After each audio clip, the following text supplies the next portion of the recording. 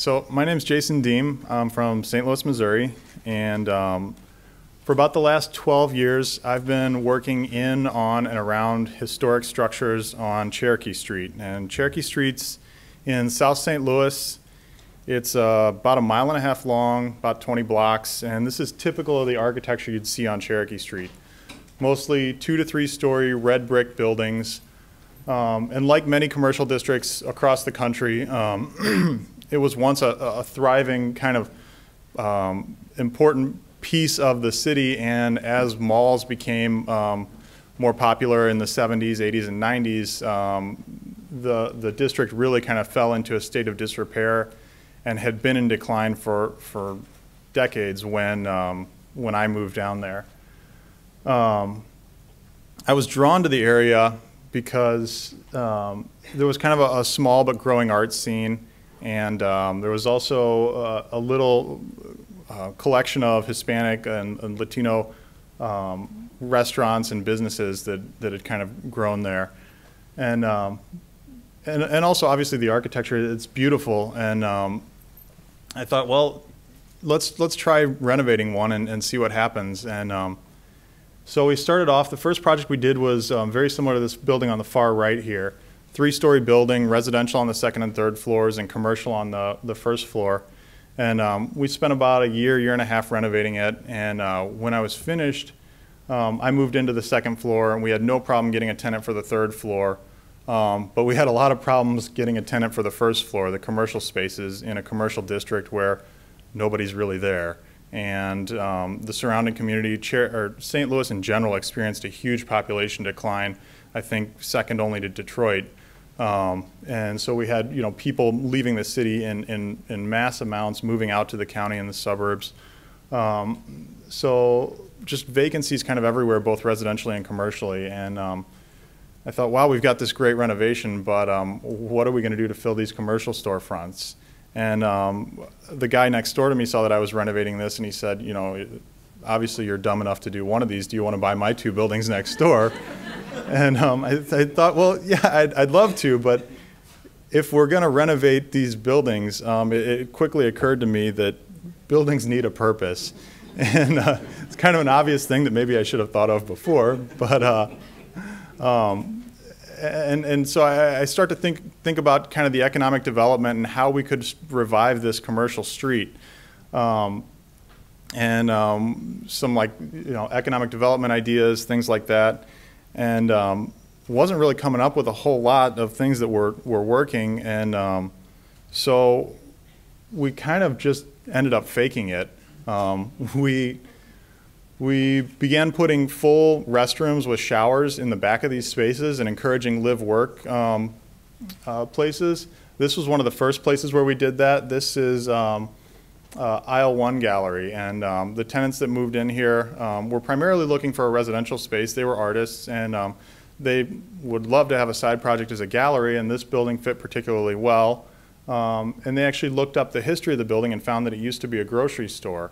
And they, that's why they named it Aisle 1 Gallery. So it's kind of a great example of, the history and original purpose of the building influencing the current use of it. And so this is Cherokee a couple years ago. So old buildings kind of evoke this sense of wonder. People always ask, what was this place? It was really interesting to me coming in here, reading the plaque on the front of this building. And I think that sense of wonder is inherently creative. And as you're kind of imagining what went on, in a building that you're in, it really kind of forces you to think in a different way than if you were just in a drywall box that could be anywhere.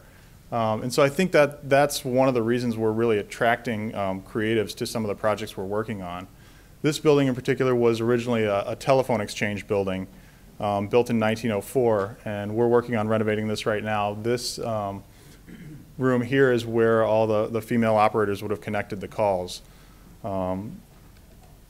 This building here is one that we purchased 5 years ago, and I didn't really have a plan for it. I liked the way it looked and thought that eventually it could contribute to a vibrant commercial district. Was hoping that would happen sooner or later, but sooner than later. but we didn't get any interest from a commercial standpoint. I did have 2 people that answered a Craigslist ad, and they said, we'd love to live in this storefront.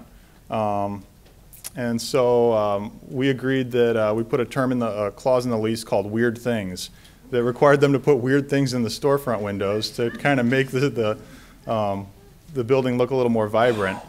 And so one guy lived on one side, one guy lived on the other. One was a photographer, the other was a woodworker. The woodworker had his woodworking shop in there, and he pitched a tent inside so that you wouldn't get sawdust all over his stuff. So we've got a guy living in a tent on one side and a photographer on the other. I think there was one shower in the building, so the photographer would go over here, and the photographer had a stove, so he'd go to the other side to cook. But they started pulling apart, they started pulling apart things on the inside and revealed above the drop ceiling a beautiful tin ceiling and beautiful mosaic tile floors below. And they asked if they could pull the awning and the sign off of the front of the building. And under that, they painted this sign that says Cherokee Photo Booth on the left. But this sign on the right was uncovered after 3 layers of signs that said the Fortune Teller Bar. And the city quickly sent me a violation notice and said, you need to take that down. You can't have a sign for a business that doesn't exist. And I went to the alderman and I said, this sign's kind of cool. Can we leave it there? And he said, oh, I remember that place. I used to drink there in the 70s.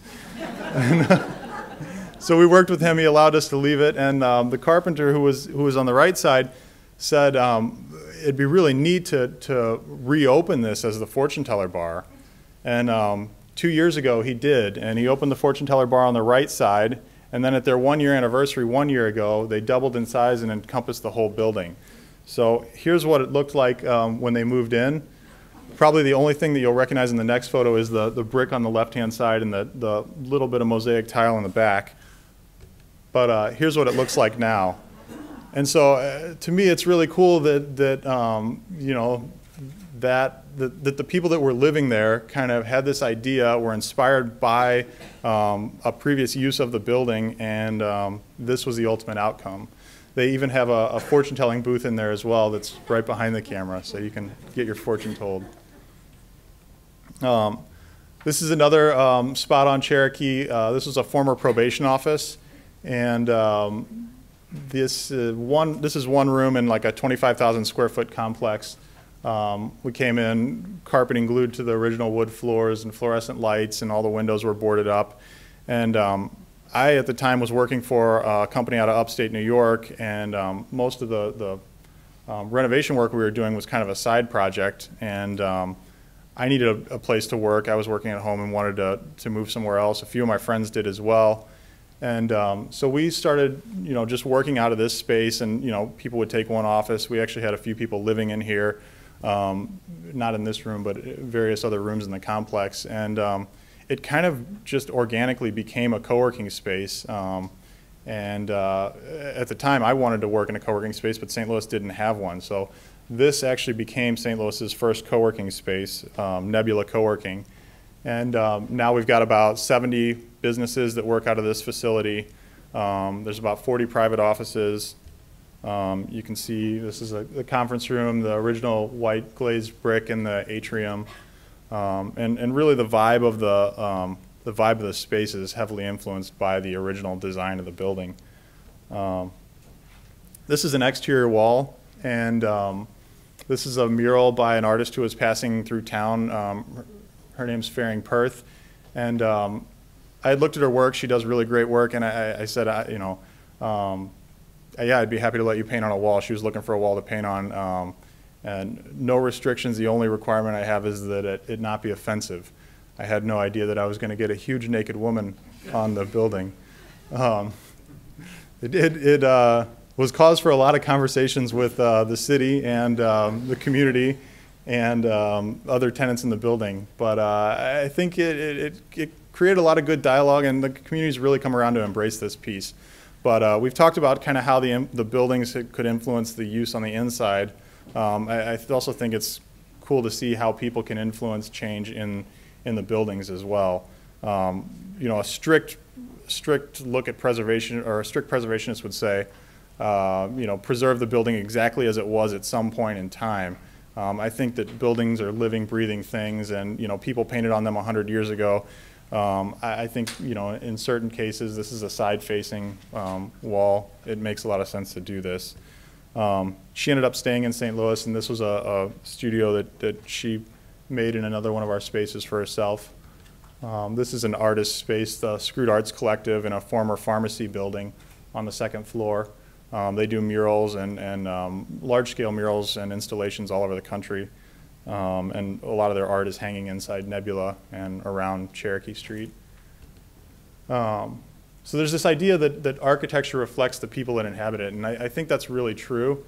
And one of the greatest assets, if not the greatest asset on Cherokee, is diversity, and both cultural diversity and economic diversity and the diversity of the architecture. And so I love this quote from the Scientific American: "Diversity enhances creativity. It encourages the search for novel information and perspectives." And I think that's really true.